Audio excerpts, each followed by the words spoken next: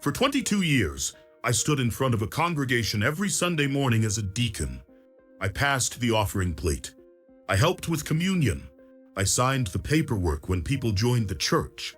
I sat through every sermon, every business meeting, every Wednesday night Bible study.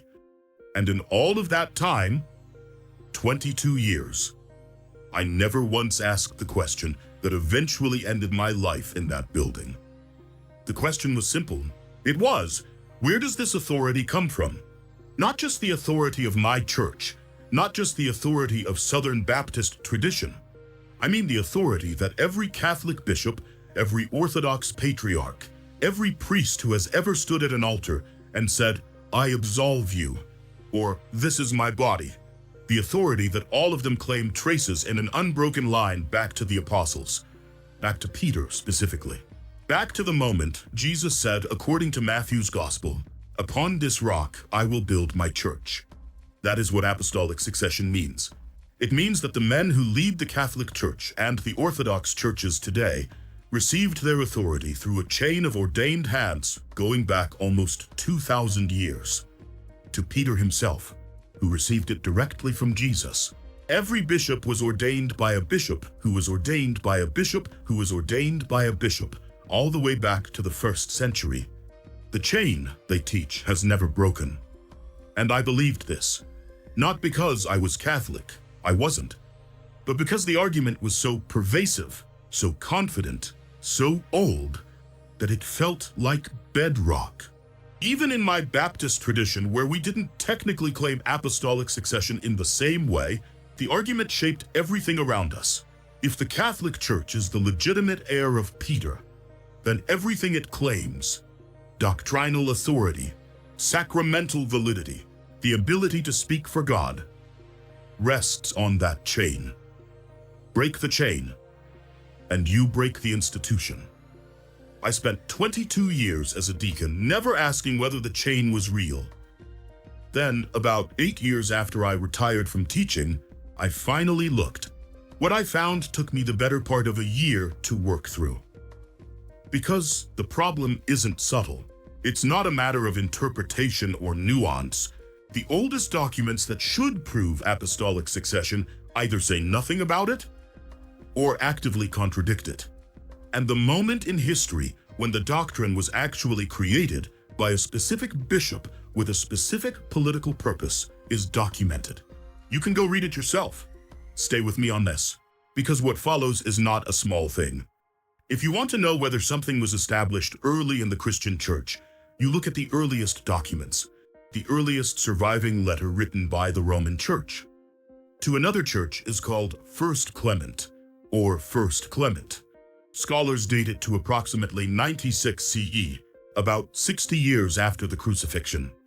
The letter was written to the church in Corinth, which was having a leadership dispute. Some of the congregation had removed established leaders and replaced them with new ones. Rome wrote to tell Corinth that this was wrong, that proper authority and proper order had to be respected. Now here is the thing about this letter. If apostolic succession existed, if Peter had established a clear line of authority in Rome before his death, this letter is exactly where you would expect to see it invoked. Rome is writing to another church to settle a question of authority and order. If the Roman bishop's authority derived from Peter, who received it from Christ, this would be the moment to say so. This is your strongest argument. You lead with it. He doesn't. The author of 1st Clement, and notice I said the author, not the bishop, because whoever wrote this letter did not sign his name, speaks with considerable institutional confidence. He writes of the apostles in general. He references those who have been appointed by them in general. He speaks of proper order as the foundation of authority. But at no point does he say, "We are writing with authority because Peter founded this church and established a succession here." The word Peter does not appear in the letter in connection to the Roman Church's authority. The specific claim of Petrine succession is simply absent. This letter is the earliest document we have from a Roman church writing to another church with any kind of authority, and it does not mention apostolic succession from Peter as its basis. I want you to think about what that means for a moment. If I told you a foundation had been laid in 30 CE, and the first letter that references that foundation in 96 CE doesn't mention it, doesn't invoke it, what does that suggest about how established the foundation actually was 60 years later? Scholars who have studied this letter carefully, including Catholic scholars, note that the basis of authority claimed in 1 Clement is not Petrine succession. It is something vaguer: tradition, order, the general example of the apostles, and the need for structure in a functioning community. That is a very different thing from Peter was our first bishop, and we inherit his authority directly from Christ. The silence in 1 Clement is the first piece of evidence. The second piece of evidence comes from Ignatius of Antioch. Ignatius was Bishop of Antioch, one of the most important early Christian cities, and around 108 to 115 CE, while being transported to Rome under Roman guard to face almost certain martyrdom, he wrote a series of 7 letters to various Christian communities. These letters are some of the most important early Christian documents we have. Ignatius is one of the first people to clearly articulate the role of the bishop as the central authority in a local church community. He is enormously valuable as a witness to how early church leadership was developing. Among those 7 letters is one addressed to the church in Rome. Read that letter carefully, and you will find something remarkable. Ignatius writes to the Roman church with enormous respect. He calls them worthy of God, worthy of honor, worthy of blessing, and much more. He clearly recognizes Rome as a particularly prestigious church. But in that entire letter, he never once mentions Peter as the founder or authority behind Rome's prestige. He never invokes Petrine succession.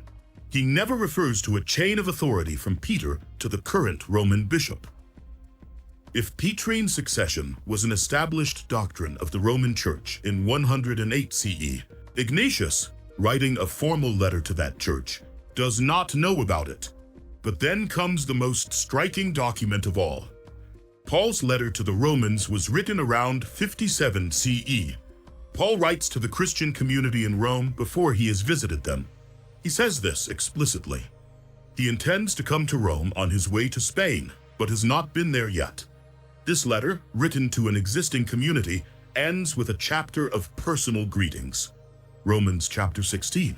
Paul greets, by name, 26 people in the Roman Church, 26 individuals: Phoebe, Priscilla, Aquila, Epaenetus, Mary, Andronicus, Junia, Amplius, Urbanus, Stachys, Apelles, those of the household of Aristobulus, Herodian, those of the household of Narcissus, Tryphena, Tryphosa, Persis, Rufus, his mother, Asyncritus, Phlegon, Hermas, Patrobas, Hermes, and the brothers and sisters with them, and Philologus, and Julia, and Nereus, and his sister, and Olympus, and all the saints with them.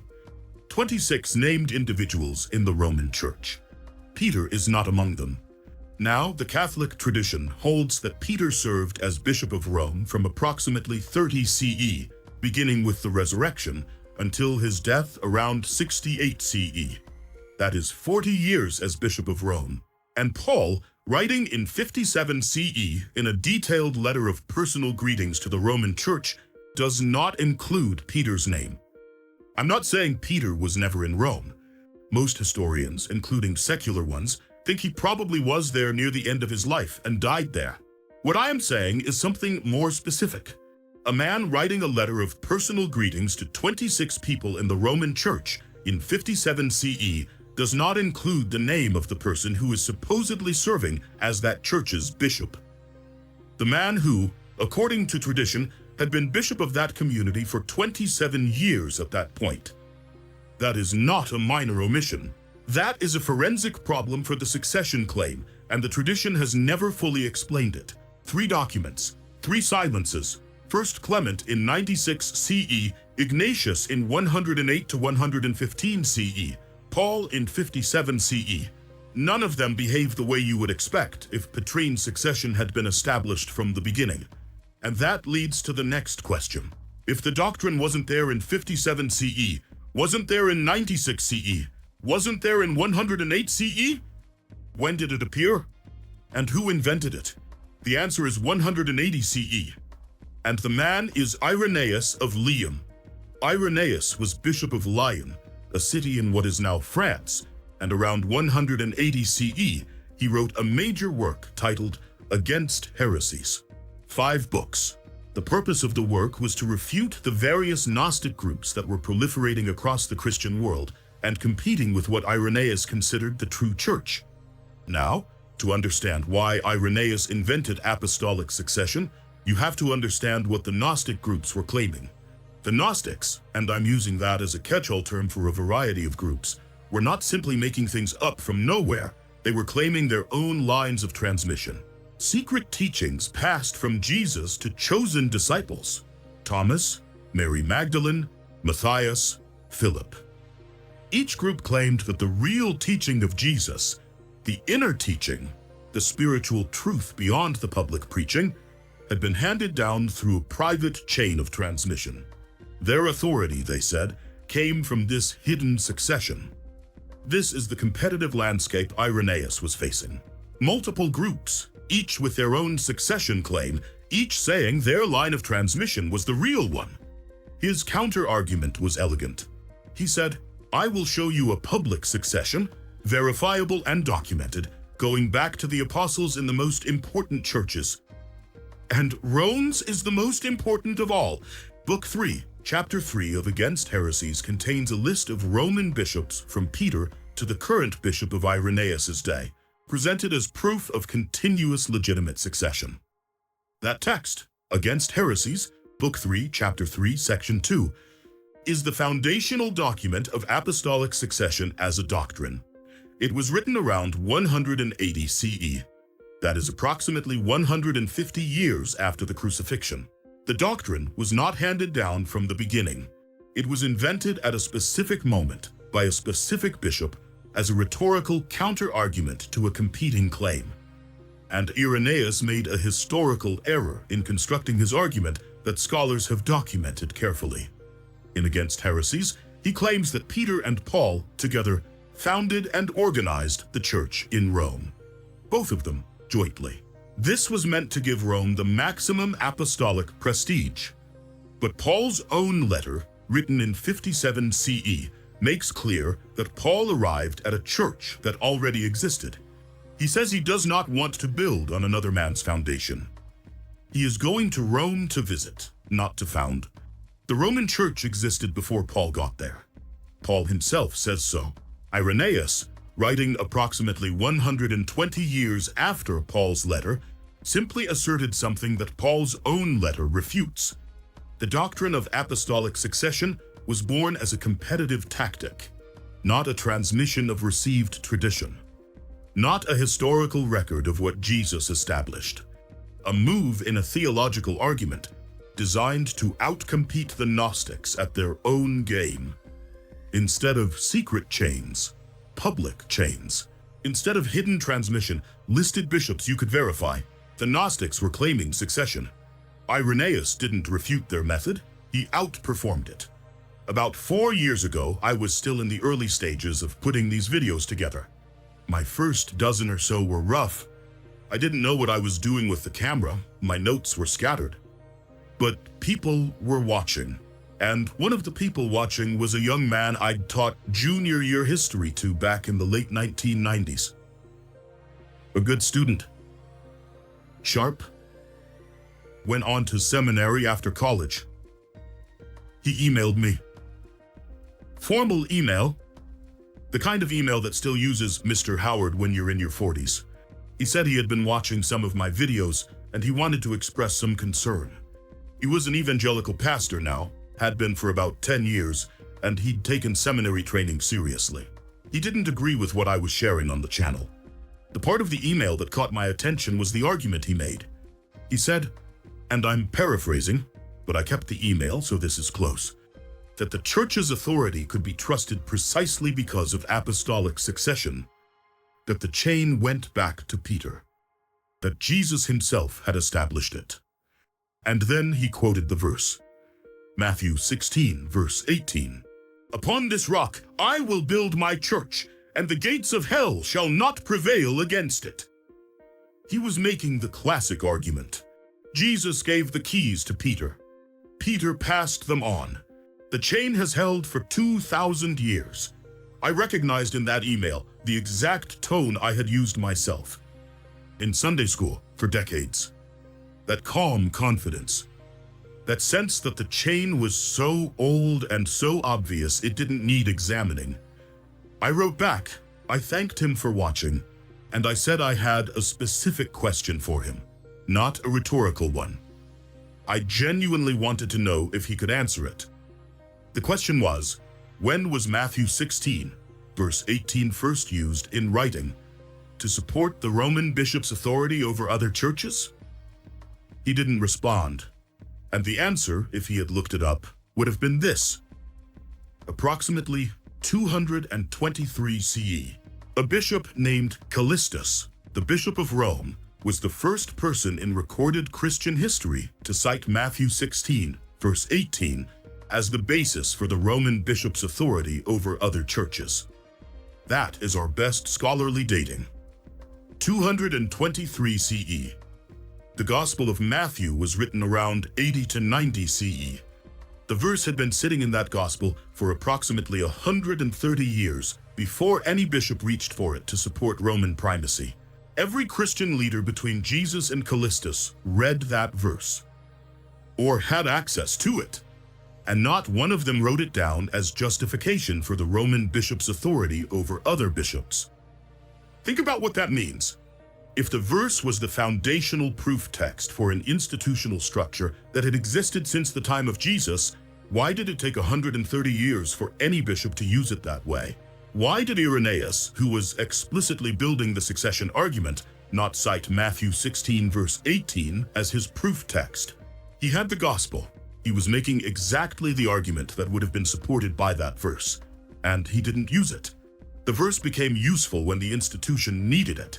Before that, it sat there, undeployed. My former student never replied.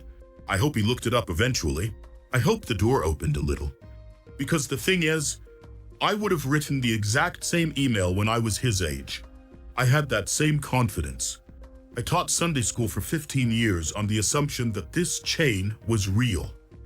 I never checked. That's not a criticism of him. That's just what happens when something has been asserted long enough and confidently enough that examining it feels like a kind of disloyalty. I want to spend a moment on something, because I know what some of you are thinking. You're thinking, okay, but these are secular scholars, critical of religion, with an agenda. What do Catholic scholars say? Fair question. Here is what a Catholic scholar says. Francis Sullivan was a Jesuit priest, a member of the Society of Jesus, one of the most intellectually rigorous orders in the Catholic Church. He spent decades teaching ecclesiology at the Pontifical Gregorian University in Rome. Not a Protestant, not a secular academic with a bias against the Church. A Jesuit priest teaching Catholic theology in Rome to Catholic priests and scholars. In 2001, Sullivan published a book called From Apostles to Bishops through Paulist Press, a Catholic publisher. In that book, he wrote the following. It is generally agreed today that there is no evidence that the apostles established a succession of bishops in the churches they founded. Read that sentence again. A Jesuit priest writing for a Catholic press in a book about how the church developed its episcopal structure. There is no evidence that the apostles established a succession of bishops. Sullivan is not denying that bishops exist or that the church's authority is legitimate in some sense. He is a faithful priest and he works within the tradition. But he is saying, with academic honesty, that the historical claim that the apostles themselves set up a system of succession cannot be supported by the evidence. If a Jesuit priest can write that and publish it through a Catholic press, the historical case is not ambiguous. Then there is Oskar Kuhlmann, a Swiss Protestant scholar whose 1953 study, Peter, Disciple, Apostle, Martyr, remains one of the most careful examinations of the historical Peter. Coleman is not trying to destroy the church. He is trying to find out what the historical evidence actually supports. His conclusion regarding Peter and Rome is measured and important. Peter almost certainly did go to Rome, and almost certainly died there. Coleman accepts this, but he distinguishes carefully, precisely, between Peter being in Rome and Peter establishing a formal institutional succession there.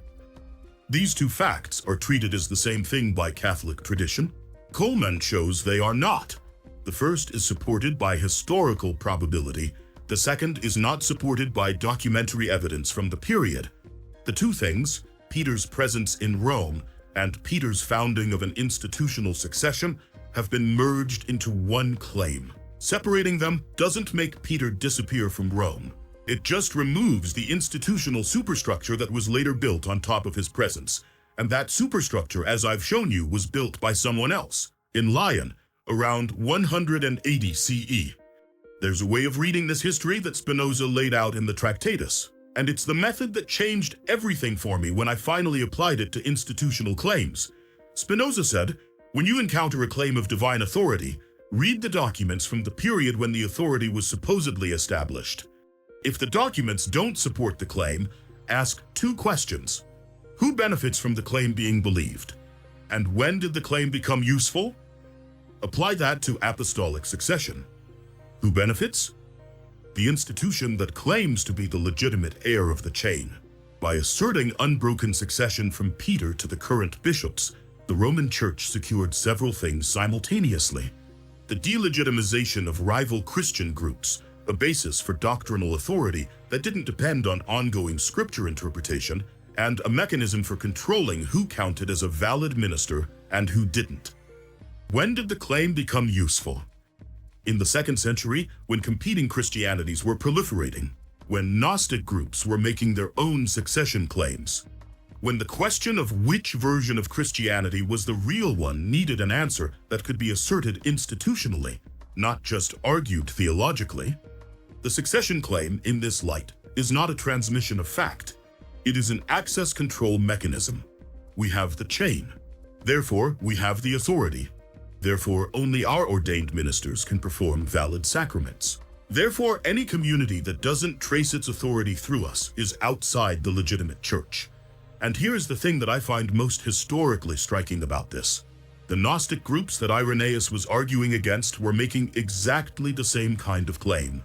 Secret succession from Jesus through chosen disciples. The authority comes through our chain, not yours. Irenaeus did not refute the method. He did not argue that basing authority on a chain of succession was wrong in principle. He argued that his chain was better, more public, more verifiable, more comprehensive than theirs. The Orthodox and the Gnostic approaches to authority were mirror images of each other. One chain was secret, passed through private teaching. The other was public, passed through episcopal ordination. Both claimed to go back to Jesus. Both required accepting the chain on faith, because neither could be fully verified by ordinary people. What Irenaeus did, effectively, was win a marketing competition. Not a historical argument. He produced a more convincing version of the same basic claim. I'm not saying this to mock early Christianity. I'm saying it because Spinoza's method, follow the documents, identify the institutional benefit, ask when the claim became useful, strips away the scaffolding and leaves you looking at the actual structure. And the actual structure of apostolic succession, when you look at it this way, is a 2nd century political argument that was retrojected onto the 1st century as if it had always been there. That is what historians mean when they say a doctrine was developed. Development is a polite word. It can mean genuine theological reflection. It can also mean invention.